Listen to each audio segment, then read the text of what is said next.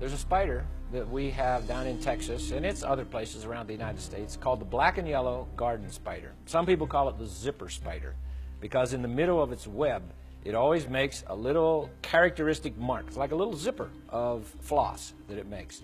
And this spider is just amazing. We raised some of these spiders. We don't raise them, they just grow there at our house. And so we watch them and we feed them things like grasshoppers and crickets. And they have 7 different kinds of webbing that they make. They make a certain kind of webbing that is not sticky. And that is what they will run out on their web to catch a little bug. They have another kind of webbing that is sticky, that catches the bugs. And these webs are not small. A garden spider, a full-grown female spider, probably has a web about 2 feet across. She's going to be, about 2.5 inches across.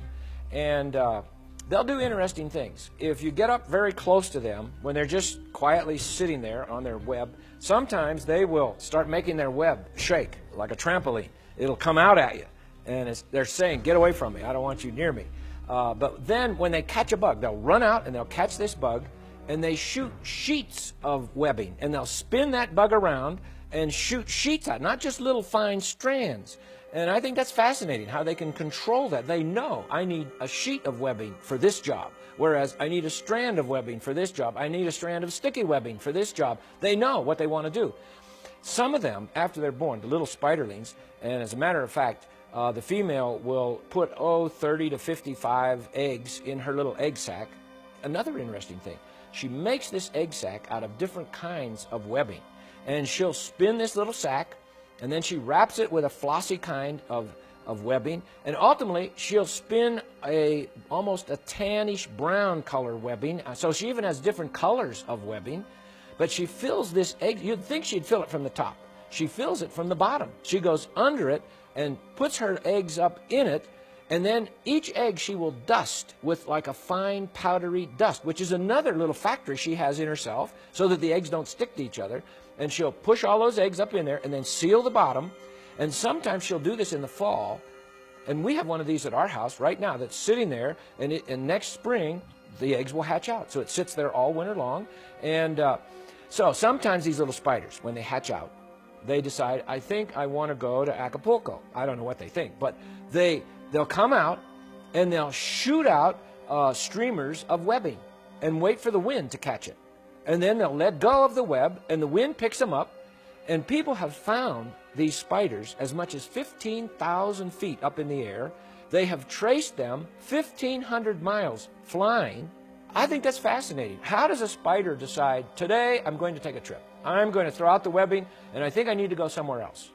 But that's how they spread themselves around. And another interesting thing is, as they grow, their shell doesn't grow. They have like an outside shell. So they have to get out of there. And if they don't, they die. Well, how are they going to get out? Well, they have a little factory inside themselves that makes precisely the right fluid. It's called molting fluid, so that they can, on a certain day, they squirt this molting fluid in a certain place on their shell. Has to be the right place, and it dissolves the shell and makes like a little trap door. And so they can push that little trap door up, crawl out of that shell, and then they start growing a new one. And they molt several times as they're growing. Well, you would say, now, let me think a minute.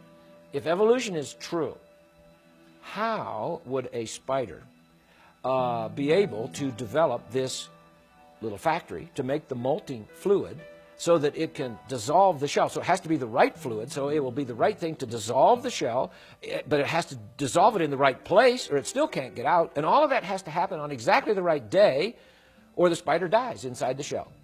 So, survival of the fittest. We should not have black and yellow garden spiders. Now, some people see those big spiders and they like to squash them. And I say, let those little things live. They eat other harmful bugs and different kinds of things, and they're a pretty spider, and they're fun to watch. And so God has made His creatures and His creation so that we will study it, and study it carefully. And then the whole idea is, as we study it, we will give Him thanks and give Him glory. And I think that's how we ought to study the things that God has made.